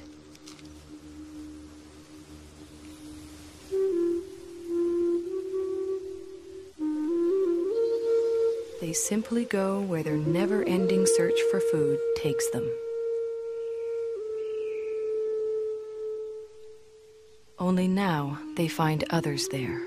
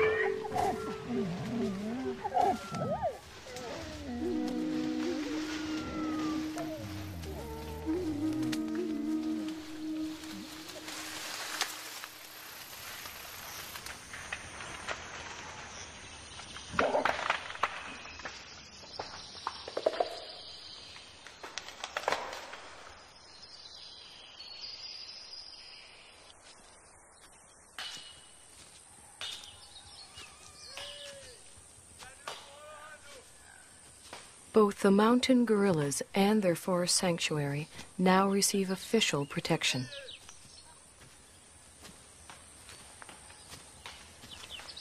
Park guards and anti-poaching patrols go to the forest every day.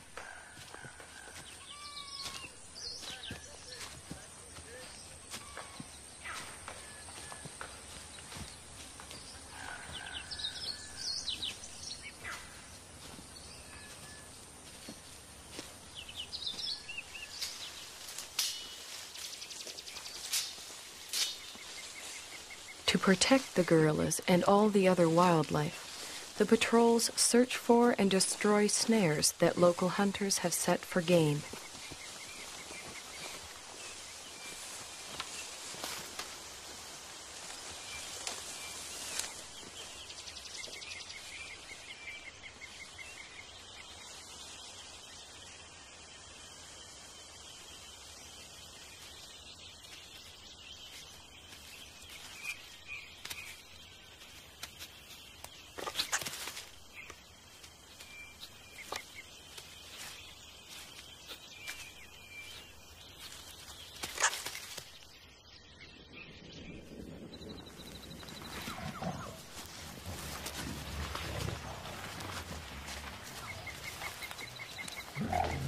The guards search the forest, checking on the gorilla's whereabouts and welfare.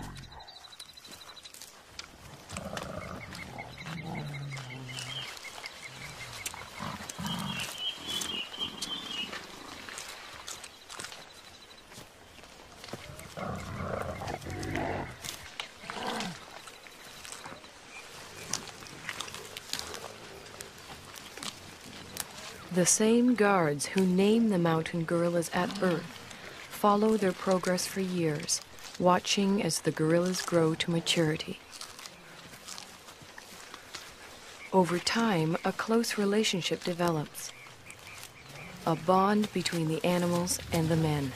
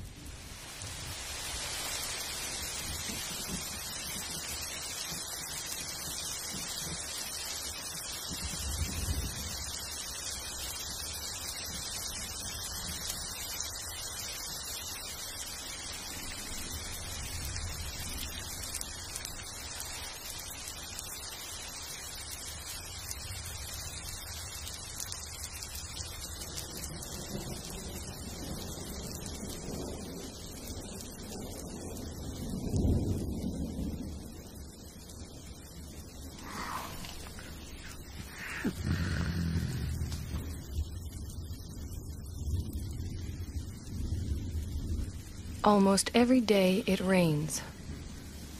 The mountain gorillas don't seem to like it.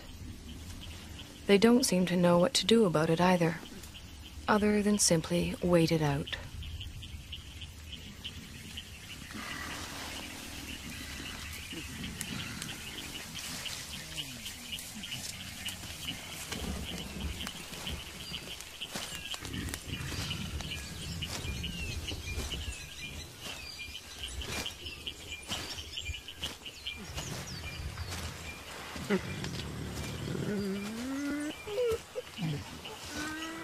At least the rain provides them with a rich supply of food.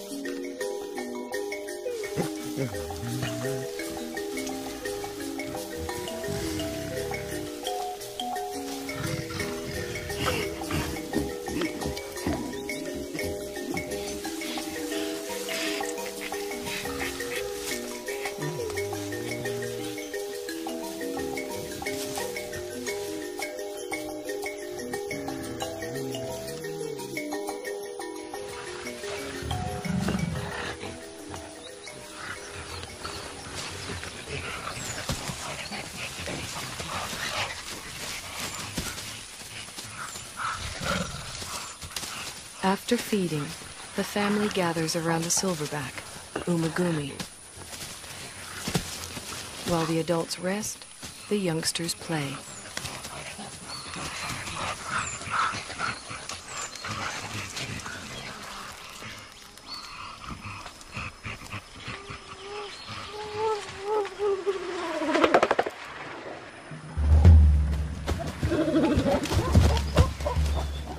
For the group's leading young adult male, it's become much more than play.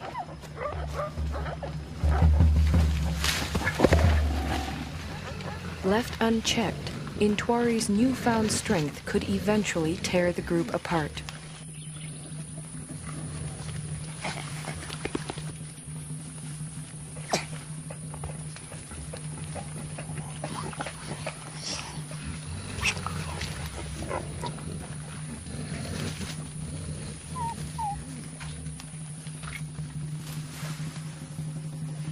The threat Intwari represents puts females such as Poppy on edge.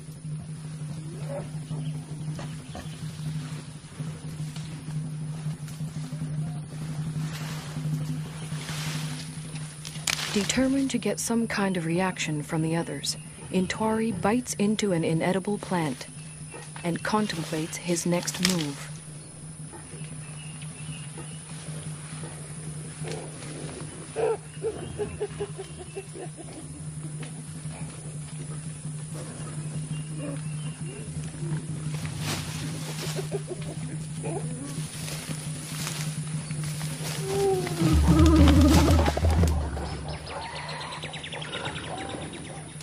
This time, even Umagumi seems uneasy.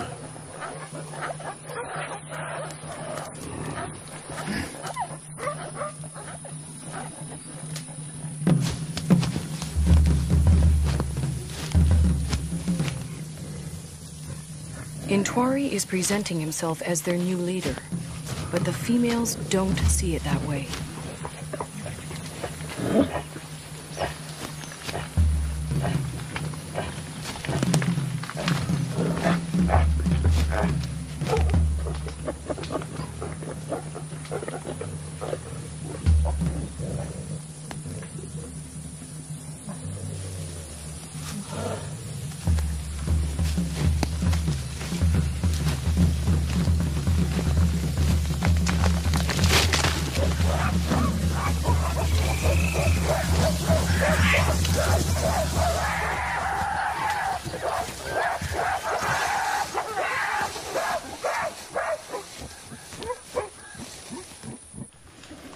Having forced Intwari out, the group moves on.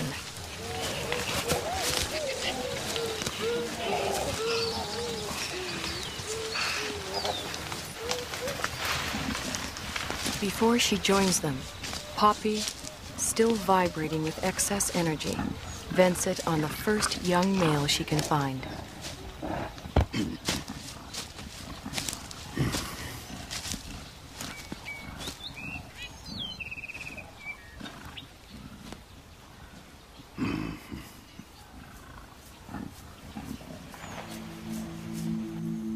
To be pushed out for good seems harsh, but what Intwari really needs now is time and space to mature, to the point where he too can have a family of his own.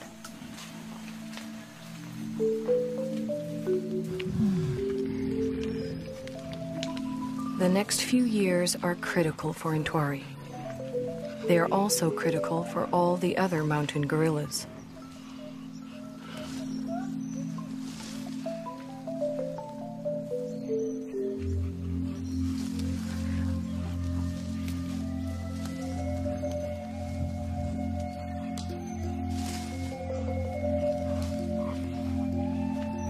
Whether the outside world will allow Intwari and the others the time and space they need is an open question.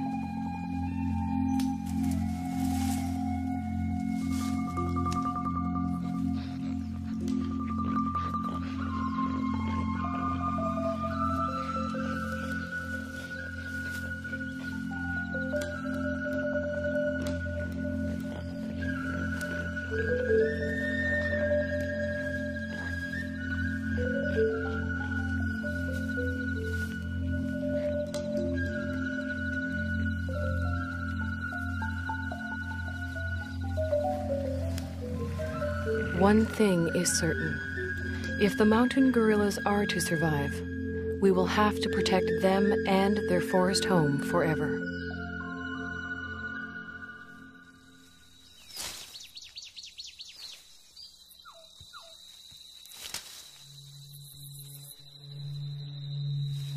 If we ever turn our backs, they'll be gone.